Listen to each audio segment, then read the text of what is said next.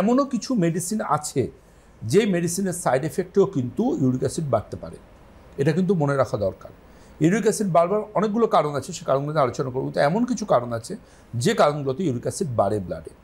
তার মধ্যে অন্যতম যে ওষুধগুলো, কিছু ক্ষেত্রে দেখা যায় উচ্চ রক্তচাপের ওষুধ, সেগুলোতেও বাড়তে পারে।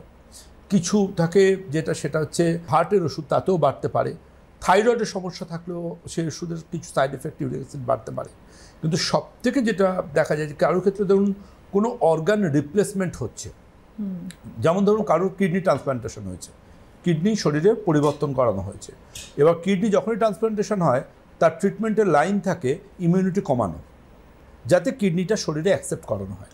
এবার যেহেতু ইমিউনিটি কমানো হয় তার জন্য পেশেন্টকে অ্যাবসলিউট আইসোলেশনে রাখতে হয়, যাতে সেই সময় যেহেতু তার ইমিউনিটি কমাবার ট্রিটমেন্ট হচ্ছে, ইমিউনিটিটা যাতে তখন প্রতিবন্ধকতা না হয়, তো তার জন্য ইমিউনিটি কমানো হয়, ইমিউন সাপ্রেসিভ মেডিসিন দেওয়া হয় পেশেন্টকে, তার জন্য আইসোলেট রাখা হয় যাতে কোনো জার্ম ইয়ে না আসে। এগুলো লেটেস্ট সায়েন্সের কথা বলছি। এবার ম্যাটারটা এটা হয়ে যায় সেটা হচ্ছে যে ওই যে ইমিউনিটি কমাবার ওষুধ কিছু থাকে, তার জন্য কিডনি ট্রান্সপ্লান্টেশন পেশেন্টদের কিন্তু ইউরিক অ্যাসিড টেস্ট করতে হয়।